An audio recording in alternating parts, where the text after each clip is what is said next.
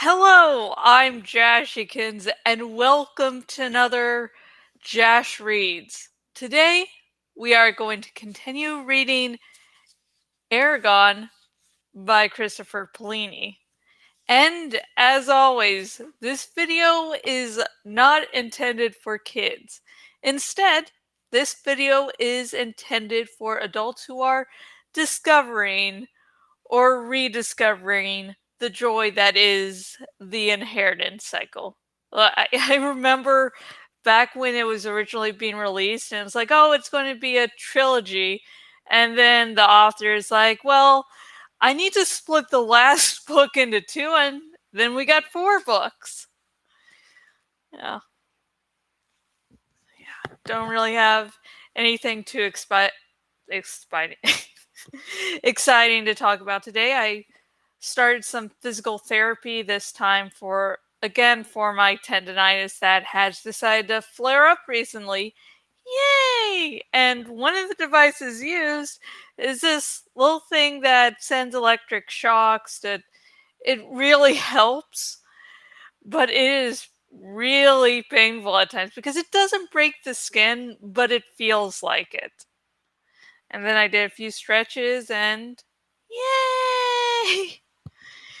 I'm here. I would have actually done this earlier, but I had physical therapy today, so here we are.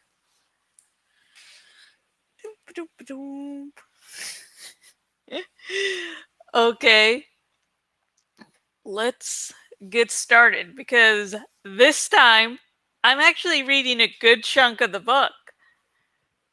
Which, I now have 2 glasses of water, so just in case I, start to get too dry, ta-da! And let's begin. Eragon whirled around. Brom scowled angrily at him. An ugly wound on the side of his head. A short sword hung at his belt in a brown sheath. The hides were in his hands. Eragon's eyes narrowed in irritation. How had the old man managed to sneak up on him? Everything had been so quiet. He would have sworn that no one was around. Give them back, he snapped.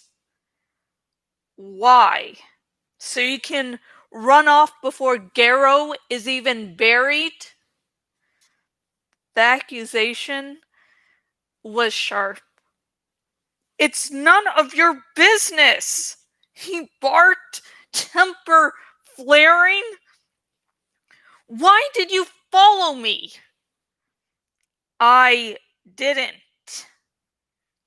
grunted Brom. I've been waiting for you here. Now, where are you going? Nowhere.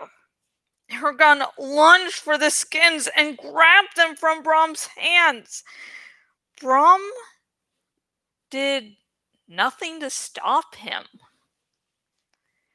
I hope you have enough meat to feed your dragon. Eragon froze. What are you talking about? Brom crossed his arms. Don't fool with me. I know where that mark on your hand, the Gedway Agnasia, the shining palm, comes from. You have touched a dragon hatchling. I know why you came to me with those questions, and I know that once more the riders live. Eragon dropped the leather and meat. It's finally happened. I have to get away. I can't run faster than him with my injured legs. But if the Saphira, he called, For a few agonizing seconds, she did not answer. But then, yes, we've been discovered. I need you. He sent her a picture of where he was, and she took off immediately. Now he just had to stall Brom. How did you find out? He asked in a hollow voice. Brom stared into the distance and moved his lips soundlessly as if he were talking to someone else. Then he said, "There were clues and hints everywhere. I had only to pay attention. Anyone with the right knowledge could have done the same. Tell me, how is your dragon?" "She," said Eragon, "is fine. We weren't at the farm when the strangers came." "Ah, your legs. You were flying?" How did Brom figure that out? What if the strangers coerced him into doing this? Maybe they want him to discover where I'm going so they can ambush us. And where is Saphira? He reached out with his mind and found her circling far overhead. "Come!" "No, I will watch for a time." "Why?" "Because of the slaughter at Daru Araba." "What?" Brom leaned against a tree with a slight smile. "I have talked with her, and she has agreed to stay above us until we settle our differences. As you can see, you really don't have any choice but to answer my questions. Now tell me, where are you going?" Bewildered, Eragon put a hand to his temple. How could Brom speak to Saphira? The back of his head throbbed and ideas whirled through his mind, but he kept reaching the same conclusion. He had to tell the old man something. He said, "I was going to find a safe place to stay while I heal." "And after that?" The question could not be ignored.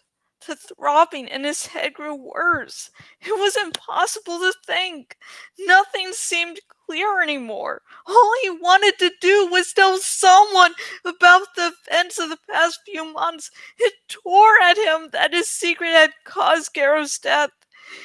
He gave up and said tremulously, "I was going to hunt down the strangers and kill them." "A mighty task for one so young." Brom said in a normal tone, as if Eragon had proposed the most obvious and suitable thing to do. "Certainly a worthy endeavor, and one you are fit to carry out. It strikes me that help would not be unwelcome." He reached behind a bush and pulled out a large pack. His tone became gruff. "Anyway, I'm not going to stay behind while some stripling gets to run around with a dragon." Is he really offering help? Or is it a trap? Eragon was afraid of what his mysterious enemies could do. But Brom convinced Saphir to trust him, and they've talked through the mind touch. If she isn't worried, he decided to put his suspicions aside for the present. "I don't need help," said Eragon, then grudgingly added, "But you can come." "Then we had best be going," said Brom, his face blank for a moment. I think you'll find that your dragon will listen to you again. Saphira? Asked Eragon. Yes? He resisted the urge to question her. Will you meet us at the farm? Yes. So you reached an agreement? I guess so.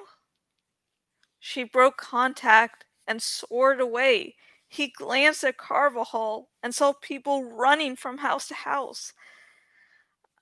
I think they're looking for me. Brom raised an eyebrow. Probably. Shall we go? Eragon hesitated.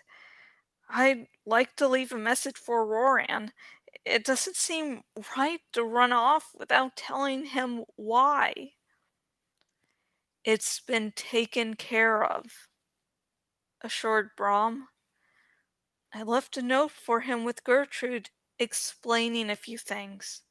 I also cautioned him to be on guard for certain dangers. Is that satisfactory?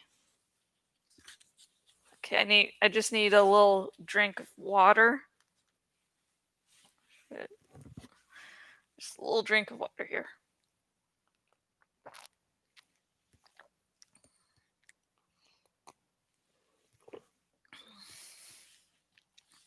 Nom nom nom nom nom. I'm an adult. I drink lots of water now.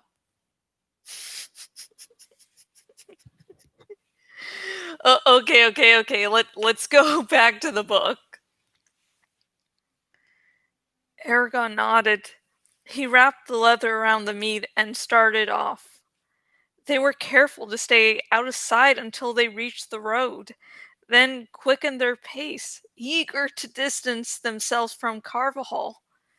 Eragon plowed ahead determinedly, his legs burning, the mindless rhythm of walking freed his mind to think. Once we get home, I won't travel any farther with Brom until I get some answers, he told himself firmly. I hope that he can tell me more about the riders and whom I'm fighting. As the wreckage of the farm came into view, Brom's eyebrows beetled with anger. Eragon was dismayed to see how swiftly nature was reclaiming the farm. Snow and dirt were already piled inside the house, concealing the violence of the stranger's attack.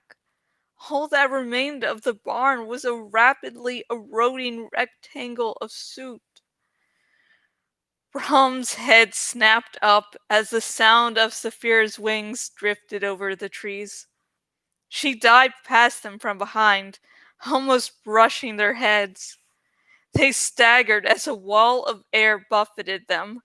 Saphira's scales glittered as she wheeled over the farm and landed gracefully. Brom stepped forward with an expression both solemn and joyous. His eyes were shining, and a tear shone on his cheek before it disappeared into his beard. He stood there for a long while, breathing heavily as he watched Saphira and she him. Eragon heard him muttering and edged closer to listen. So, it starts again. But how and where will it end? My sight has failed.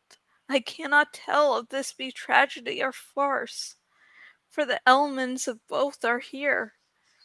However it may be, my station is unchanged, and whatever else he might have said, faded away as Saphira proudly approached them.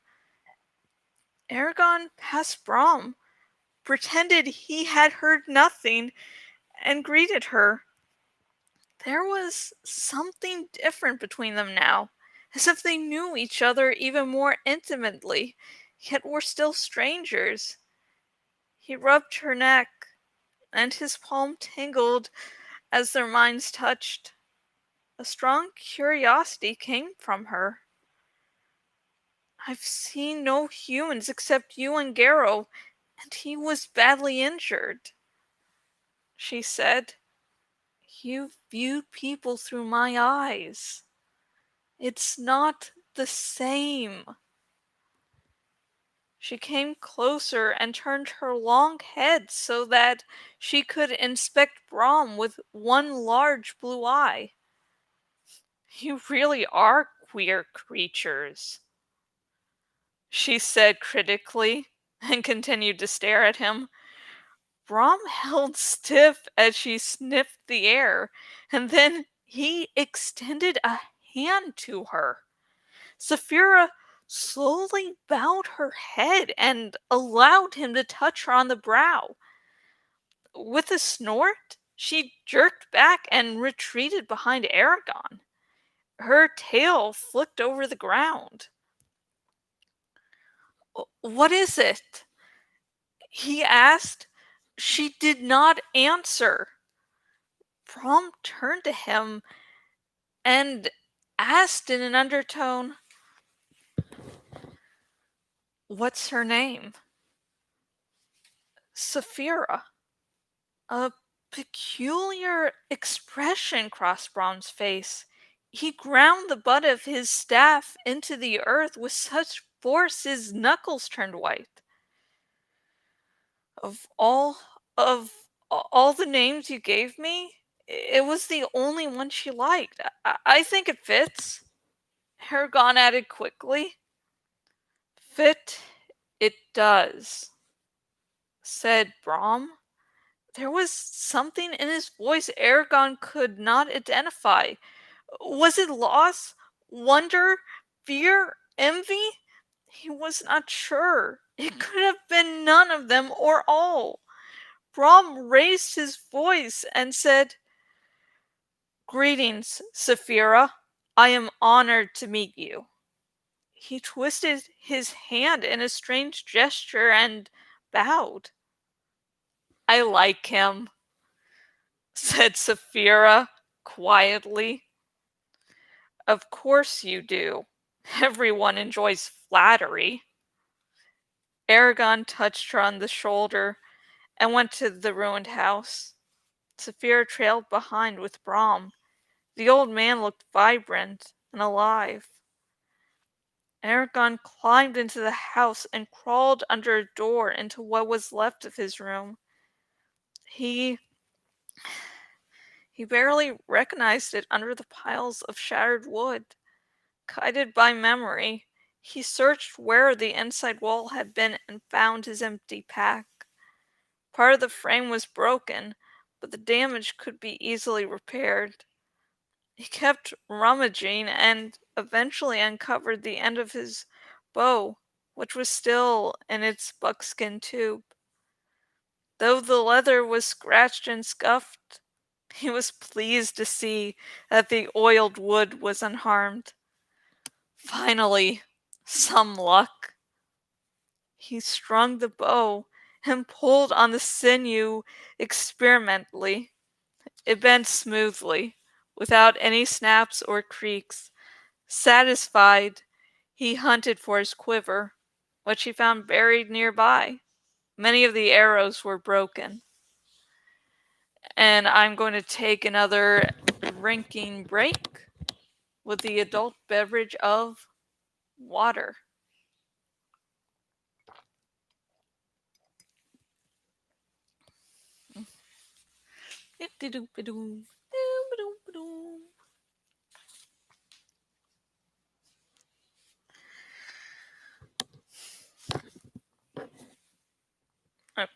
Okay.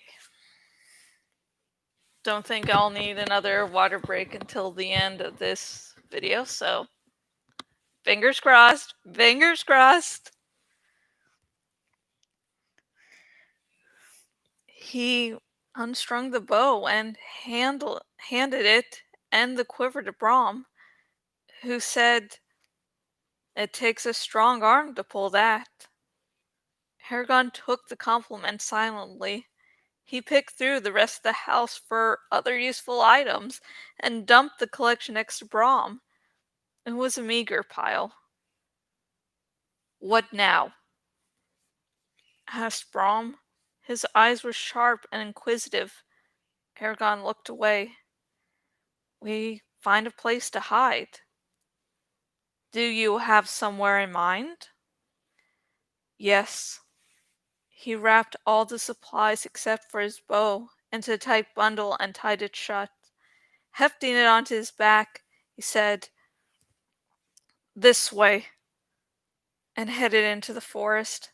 "Saphira, follow us in the air. Your footprints are too easily found and tracked." "Very well." She took off behind them.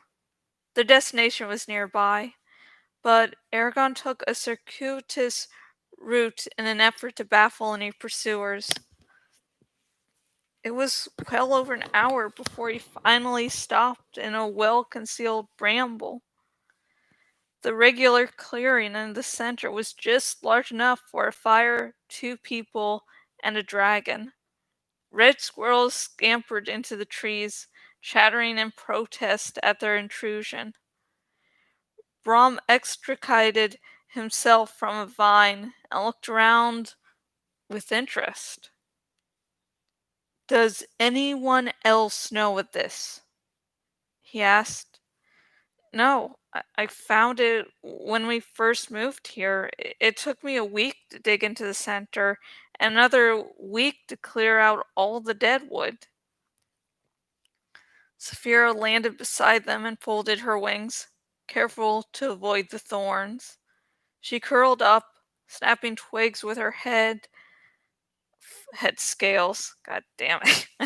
I was doing good with no mess ups, and then that line came. Hard scales. Hard to pronounce. Boop. Ah, never mind. Okay, let me continue reading this. Ah, she curled up, snapping twigs with her hard scales, and rested her head on the ground. Her unreadable eyes followed them closely. Brom leaned against his staff and fixed his gaze on her. His scrutiny made Eragon nervous. Eragon watched them until hunger forced him to action. He built a fire, filled a pot with snow, and then set it over the flames to melt. When the water was hot, he tore off chunks of meat and dropped them into the pot with a lump of salt. "Not much of a meal," he thought grimly, "but it'll do. I'll probably be eating this for some time to come, so I might as well get used to it." The stew simmered quietly, spreading a rich aroma through the clearing. The tip of Saphir's tongue snaked out and tasted the air. When the meat was tender, Brom came over and Eragon served the food. They ate silently, avoiding each other's eyes. Afterward, Brom pulled out his pipe and lit it leisurely. "Why do you want to travel with me?" asked Eragon. A cloud of smoke left Brom's lips and spiraled up through the trees until it disappeared.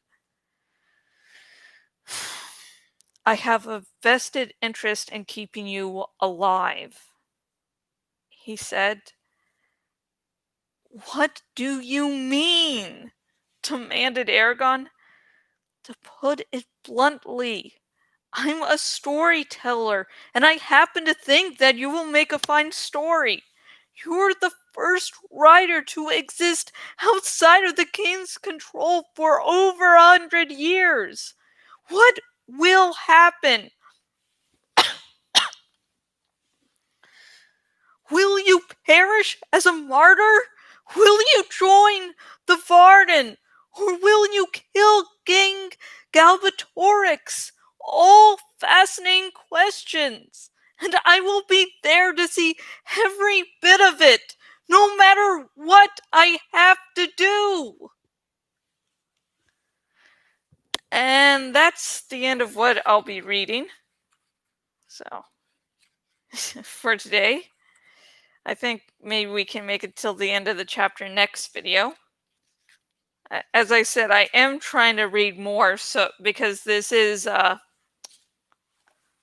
book looks like, this thickness here, and the books only get longer as the series goes on.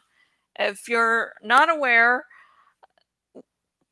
usually it's recommended for traditional publishing for authors to have the first book in the series to be the smallest.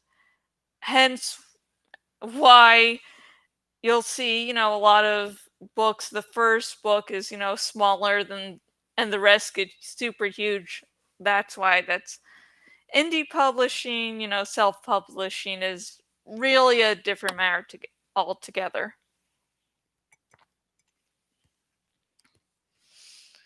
I like Brom.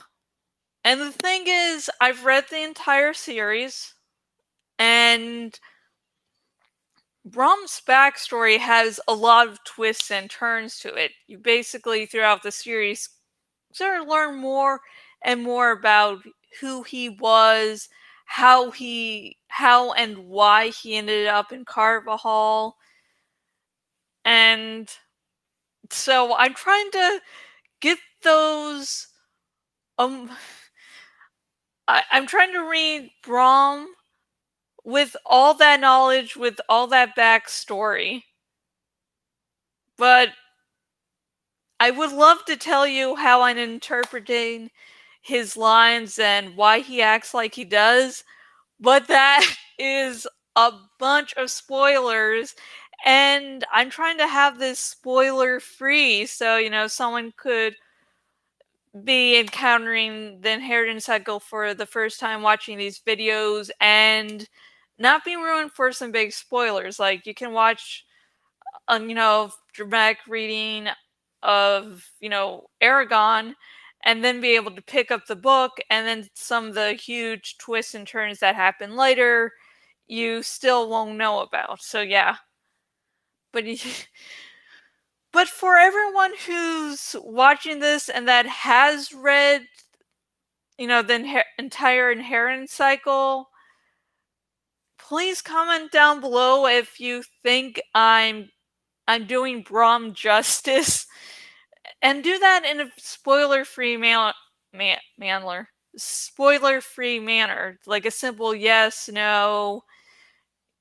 Although, please try to do that. And if you can't, I have to approve every comment that appears on this video, so yeah, I'll be able to see it, but no one else will. So there's that.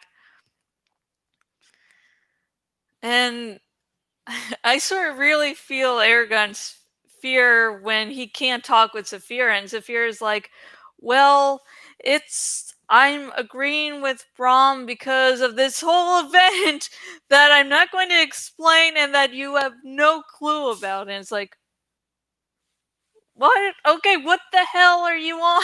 What's going on? Yeah. But yeah, I like Brom.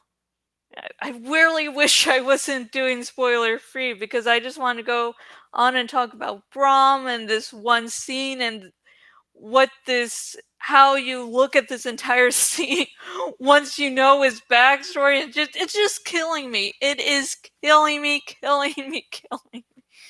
Anyways, the question for this video is, do you also like Brom? Yeah, like I don't have this nice in-depth or funny question. Like, do you also like Brom? Why or why not? And also, comment below on anything else I mentioned. God damn. This would be easier if I read an entire chapter and got the video out that way. But also, comment down below with anything else you thought about what I read. Like, since I basically just said, I love Brom, Brom is so complicated, I love this scene, I love Brom, so, there's probably a whole lot that you could question me about that I did not cover, here. I didn't realize how much of a Brom fangirl I was. God damn. You learn something new every time you reread something. It's totally awesome. And you can comment anything down below, but no spoilers. Again, I am hoping against hope that maybe some people find out about the inheritance cycle via these videos, or at least they know about it and they just suddenly like, okay, I'll finally pick it up. If you're wanting your very own copy of Eragon by Christopher Pliny, everywhere I post this video, I post a link where you can get your very own copy of the book. Now, buying via my links does two things. One, it gives money back to Christopher Polini, who created this inheritance cycle universe, and while it does do a bunch of ripping off, it really does build its own universe. So, he should get credit for that. And also, I am a member of the Amazon Associates program, so every time you purchase something via my links, I get a little money. I don't know if this is like the tiniest violin or the sign for money or something else. Please like this video if you also like dragons, and if you're interested in the inheritance cycle, you probably are interested in dragons. And yeah, I mean, why else would you get interested in a fantasy book about dragons? I mean, come on. Would you pick up a book with a big old dragon on the front and go, I hate dragons, better pick this one up? And finally, please remember to subscribe to this YouTube channel. I will not only be reading all of Eragon by Christopher Polini, but I will be reading the entire inheritance cycle, which, if I keep on increasing how much I read each time, I could, get finished with it within this century, possibly.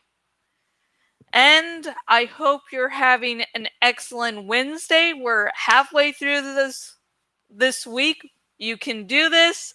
Just a few more days till Friday, and then it's the weekend. Although I'm unemployed, so there's not real much difference, except the weekends mean I have no chance of having a doctor's appointments. So I hope you are all having an awesome time again. Stay safe, and until next video, goodbye.